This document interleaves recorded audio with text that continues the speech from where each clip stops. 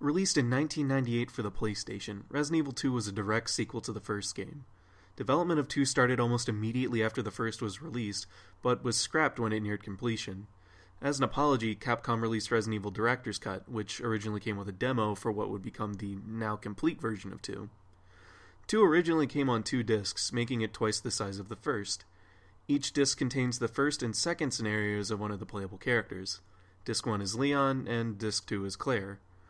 The approach to scenario is that these two characters are moving throughout their specific routes at the same time, as opposed to Resident Evil, where it was either Chris or Jill going through the mansion, but never both.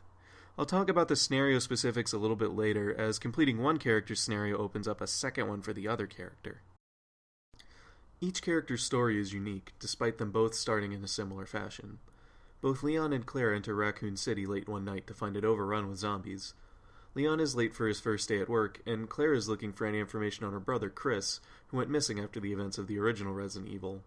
Story has a more important role in this game, and as such, Leon and Claire feel better defined as characters. Leon in particular, who had more dev time than Claire since he was in the original scrapped version of the game too. It's a good change, considering one of the original game's biggest flaws was how it presented its story. Stop it! Don't open that door! Much like in the first game, Resident Evil 2's opening cinematic is important in setting the tone. Unlike the first game, though, Capcom chose to forego using live action in favor of pre-rendered cutscenes this time. The transition from these cutscenes to the in-game graphics is much less jarring and more believable. It doesn't create the same confusion the first game did with swapping how it visually presented itself. Resident Evil 2 has a distinct cartoon-like style with its smooth textures and bright colors that remains consistent throughout the game. To be fair, Resident Evil 1 had a similar setup. All the main characters had simplistic outfits identified by color, but then that clashes with the higher detailed, super realistic feel it looked like it was going for. While the graphics for both of these games haven't aged very well, I'd argue that Resident Evil 2 has come out better in the long run. Of course, it's not without its hiccups either. Leon's face is probably one of the best examples of this, as it fits into an area closer to the uncanny valley than, say, stylized. The in-game graphics are a big upgrade over the first games too. Characters' faces and outfits are much more detailed, showing things like injuries or defined facial traits more clearly. The pre-rendered backgrounds also look a lot better, and that's because there's a lot more dramatic lighting going on. In the first game, the lighting was very ambient.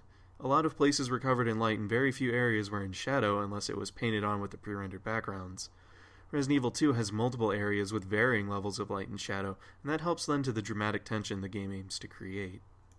Another improvement Resident Evil 2 has over the first game is its quality of writing and voice acting. The script is better constructed, and the actors reading their lines actually sound invested in their characters. It leads to more believable dialogue and less destruction of mood. Okay, I say we leave him in there. Does anyone know where they put the key to this cell? I have it right here, officer. But I'm not about to leave this cell. Those zombies aren't the only things crawling around out there. Much like the graphics though, there's a couple of hiccups here and there, but overall I don't feel like it's enough to ruin the experience. I'm just saying, it's easier to care about your characters and their plight when they sound like this. Take it easy. We're inside Umbrella's secret lab. I'll go find something to treat that wound, so just rest here in the meantime. But I'll only slow you down with these injuries. Go. Save yourself. I told you, it's my job to look after you. And not like this. Oh, Jill, this house is dangerous. There are terrible demons. Ouch! So yeah, Resident Evil 2's aesthetics are a huge improvement over the first games, but there's a lot more to a game than just sound and graphics, so let's talk about the gameplay. The moment the player is given control in Resident Evil 2 is vastly different from the first game. There's no safe area or calm build-up here. The player is thrown directly into the action, from a burning wreck to being surrounded by zombies. Despite this, though, the game teaches you everything you need to know about Resident Evil before you even reach the first real section of the game. The streets of Raccoon City are fairly big, allowing a good amount of space to run past the zombies scattered along the way. There's less pressure to be tight with your movement, but this space gets smaller as you progress, which allows Resident Evil 2 to introduce you to one of the main mechanics of the game, that you shouldn't try to kill everything and just learn how to dodge sometimes. It's just not feasible to fight everything you encounter on your way to the police station. The first real scare you encounter is a set of 3 zombies banging on a locked fence. Instinctively drawn to the open passageway, you'll walk right past them, and then the gate flies open and they chase after you. The natural response is going to be to shoot them, and there's just enough ammo to take out all 3 of them. There's one zombie left in the area, though, but he's far enough off to the side that it's more beneficial to run past him than to shoot him. This trend continues a lot throughout this first part of the game, and it's a good primer for what you're going to have to deal with. Upon reaching the police station, it seems that it has a lot in common with the mansion from the original Resident Evil. Both buildings have multiple stories with a central hub in the center. Both make up the first half of the game, and both require you to solve a puzzle that uses 4 unique items to move on to the next section. Despite these similarities, though, the police station stands out from the mansion in many ways. The first of these being that the game is a little bit more direct in telling the player where to go as opposed to the first game. By unlocking the doors in the hub room, you're given access to an east hall and a west hall. The east hall is overrun with a horde of zombies, so it's a little bit smarter to take the west one. This area actually has one of my favorite setups. Did you see it? I'll play it again.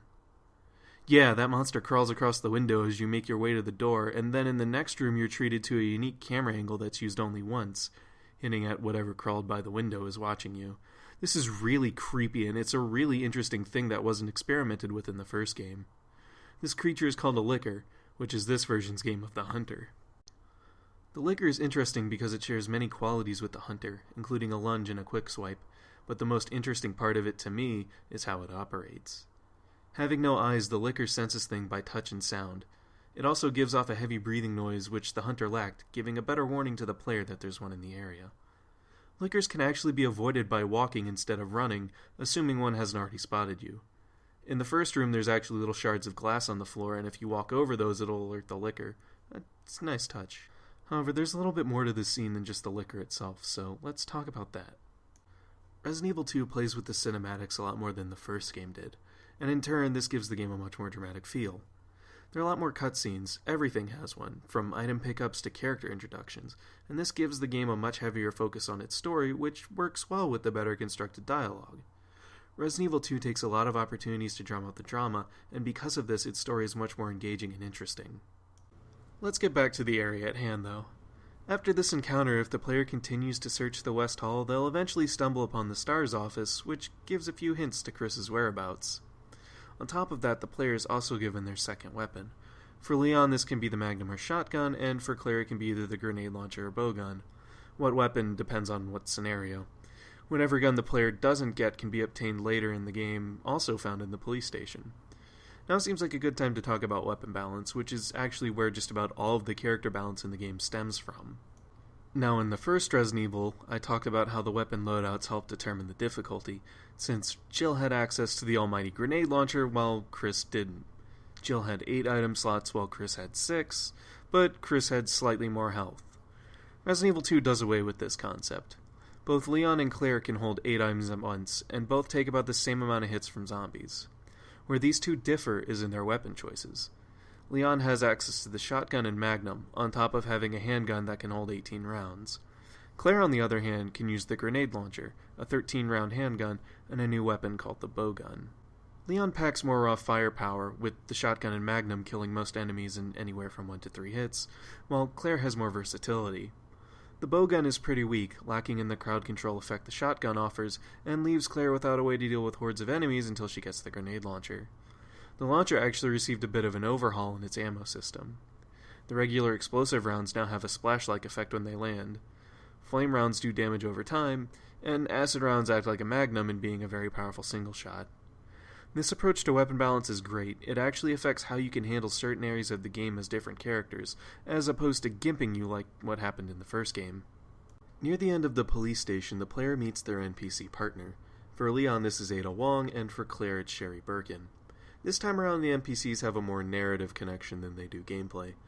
While they do have their segments where you play as them, the primary purpose of both Ada and Sherry is to keep Leon and Claire moving forward. Leon becomes infatuated with Ada and wants to escape from the city with her. And since the player finds information about Chris's whereabouts so early on, Sherry then acts as Claire's new priority. After completing the police department, the player moves on to the sewers, which is probably the shortest and worst area in the game. Clocking in at maybe around 10 minutes in length, the sewer is just one big puzzle that is artificially lengthened by not knowing to bring the valve used in the first part of the game. It does have the most entertaining boss battle, though.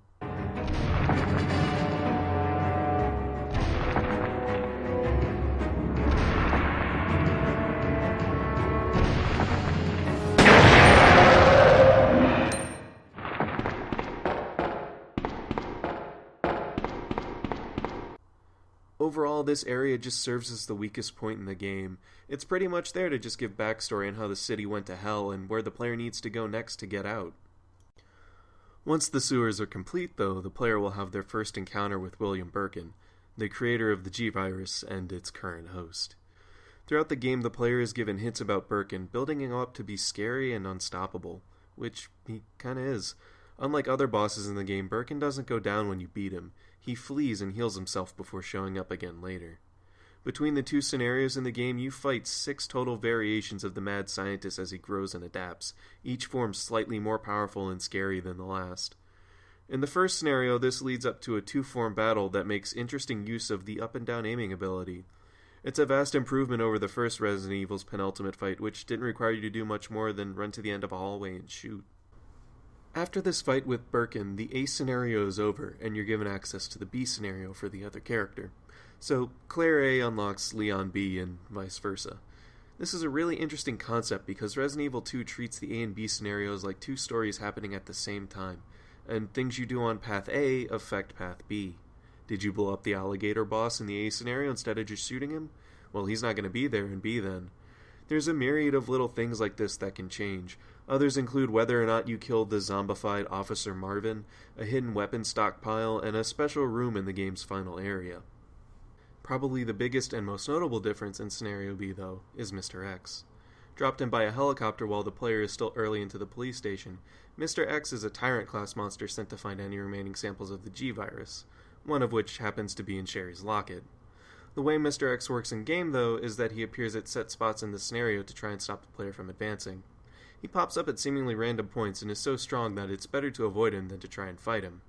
There's even a little extra area before the final section of the game where the player is forced off an elevator because of him, and encounters him near a furnace that powers the whole laboratory area. The final fight with X has him without his trench coat in a fully mutated Tyrant form, and feels similar to the final battle of the first Resident Evil, complete with rocket launcher. Overall, X adds an interesting layer of depth to the game, and probably some of the scariest moments. After destroying the Tyrant, the game picks up where the A scenario ended, giving one last little section of gameplay before showing the true ending.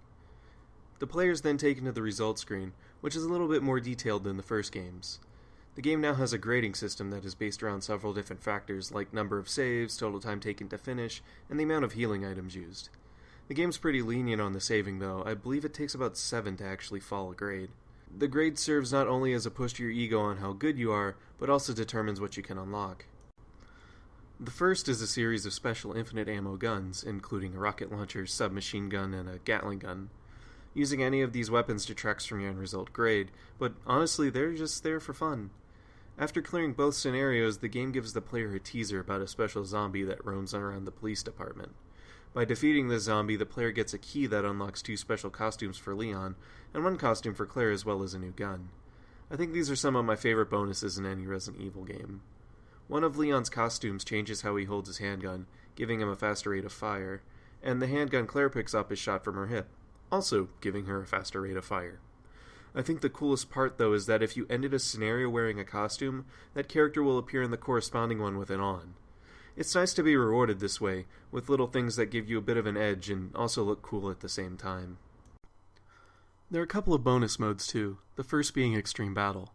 Unlockable in all versions of the game outside of the original and the Nintendo 64, Extreme Battle is a new scenario that has you pick one of 4 characters to run through the game in reverse. Your goal is to collect a series of antivirus bombs to deal with the outbreak in the city. If you enjoy shooting zombies, then this mode is for you. There's enemies and ammo just about everywhere. I think I had over 36 Magnum bullets before I reached the police station, which I'm pretty sure is way more than what's in the main game. All the item boxes still work, but you're limited to 5 saves, so you have to plan carefully. This mode really is like a second quest, if you will. There's some stuff that gets me, though. Whoever planned the enemy layouts had a thing for placing groups of dogs in areas where it's hard to see them. Often I found myself getting stuck in a damage loop, where the dogs attacked in a pattern that prevented me from moving or retaliating. The next unlockable mode is called the Tofu Survivor, and is obtained by completing both the A and B scenario of a set with a grade of A on at least one of them. In the fourth Survivor, you play as an Umbrella operative codenamed Hunk, who was sent to recover the G-Virus from Birkin. This is the same guy who shows up in the cutscene halfway through the normal game. It's similar to Extreme Battle in that you're working your way through the map backwards, but not for as long, starting off in the sewers instead of the last area of the game. Hunk has a wide range of weapons at his disposal, but there's no ammo or health drops like in Extreme Battle.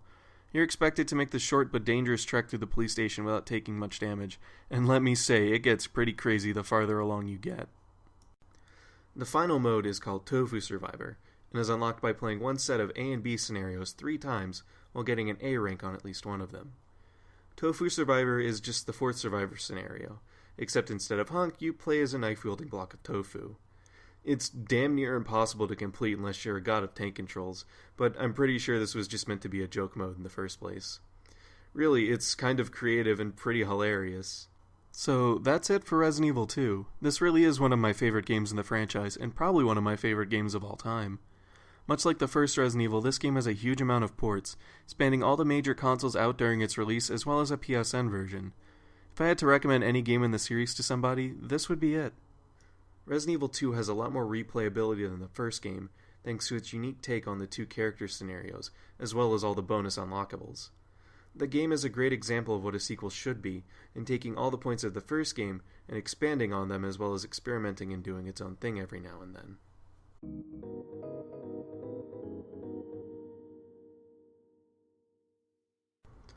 Hey, thanks for watching my video.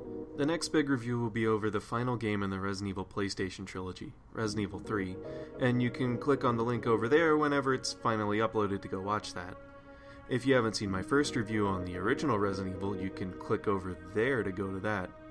As always, if you enjoyed the video, give it a like and maybe leave a comment. And if you didn't like it, I guess you could leave a dislike and also hopefully leave a comment.